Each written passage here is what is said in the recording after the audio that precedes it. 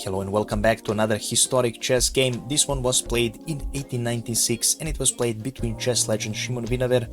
He was playing as white, his opponent chess legend and a former world chess champion Wilhelm Steiniz. Now this is truly a classic miniature that finished only in 20 moves, and this game features a center game, so if you're a fan you will definitely enjoy it, and definitely a game you don't want to miss. So without further ado, we'll go straight into it. Winawer opened the game with e4, and after e5 with d4 for Winawer, we are now in the center game. Now this center game is definitely a sound opening, but it is not played on the top level, since black simply has nice refutation and black can easily equalize, and that is the reason why it is no longer played at the top level.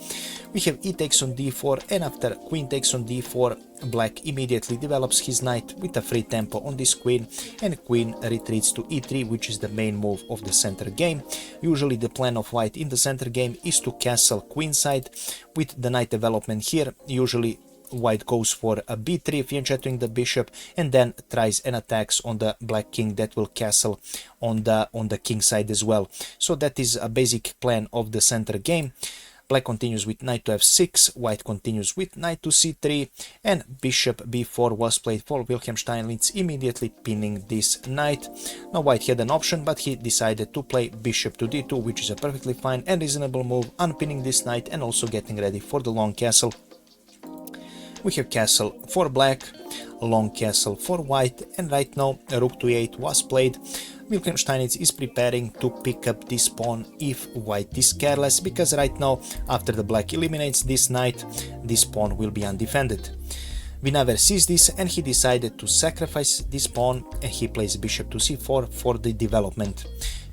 This happened in the game. We have bishop takes on c3 and bishop takes on c3, and right now we have knight picking up on e4 for Wilhelm Steiniz, so Steiniz is a pawn up.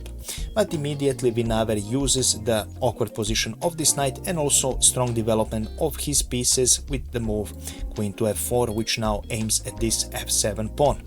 Black of course sees this, he retreats his knight, and we have knight to f3, another developing move for Szymon Winawer.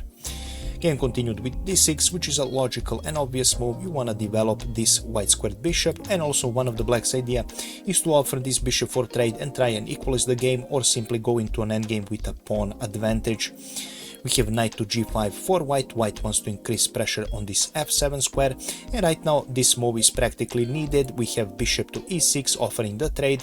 Since Winawer is a pawn up, is a pawn down, he doesn't want to trade. You want to save your bishop because they are so strong, looking at these long diagonals, and he plays bishop to d3, right now pressuring this h7 pawn.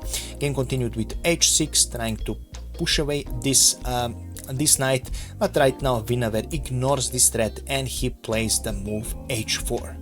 Now if you wish, you can pause the video and let me know, do you think that picking up this knight is a good idea for black or not? I will tell you what was played in the game. In the game, knight on d5 was played, attacking this queen and also pressuring this bishop. Of course, if you're wondering after h4, was it worth picking up this knight? Well, actually, there is no checkmate threat, but black must be very precise. After h takes on g5, this knight is attacked one more time. Knight to g4 is pretty much only decent move in this position. After this, you continue with rook to h4, again pressuring this knight, and after knight g goes on e5, we have bishop to e4, right now pressuring this knight here and also trying to open up this scope here.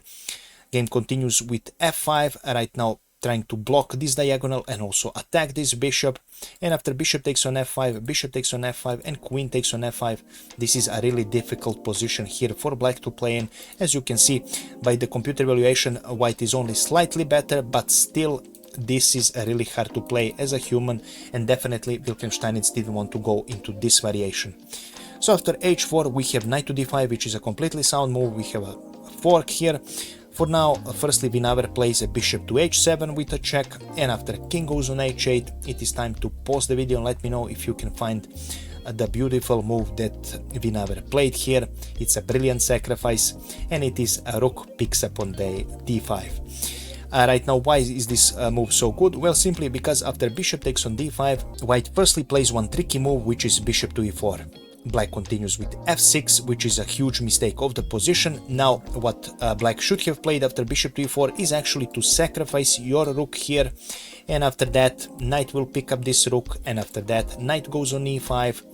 We have another brilliant sacrifice here. Knight takes on d6 to attack this vulnerable piece, and after queen takes on d6, a bishop takes on e5. After queen goes on c6, the position is equal, both players have equal chances, so this was the way for black to equalize the game.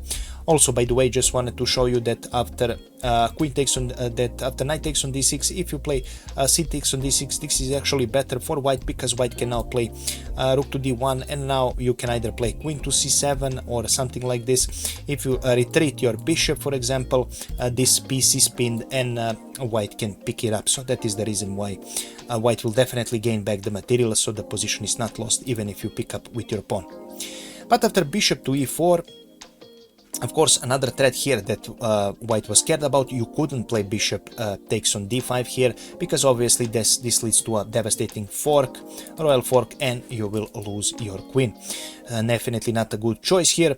After bishop to e4, as I mentioned, black played f6, which actually weakens his position, because right now we have bishop picking up on d5, and after f takes on g5, we have h takes on g5, and right now black decided to play knight to e5, which is not a good move. Actually, after h takes on g5, the best move here was a rook e5 here, with the idea to attack this bishop and also to pressure this pawn. And we have, after bishop takes on c6, still black is doing much worse here, but you can either continue with b takes on c6, and after g takes on h6, very difficult position here, although there is not immediate checkmate threat. Black can even sacrifice the material after bishop takes on c6, which is actually recommended by the computer. The line of least resistance is to play like this, and then to continue your game with this sort of movements, but definitely you will be a piece up after all of the exchanges. So that is why knight to e5 was a crucial mistake of the position by Wilhelm Steiniz, and this move finished the game, and it is on move 20 g6, and the game is done.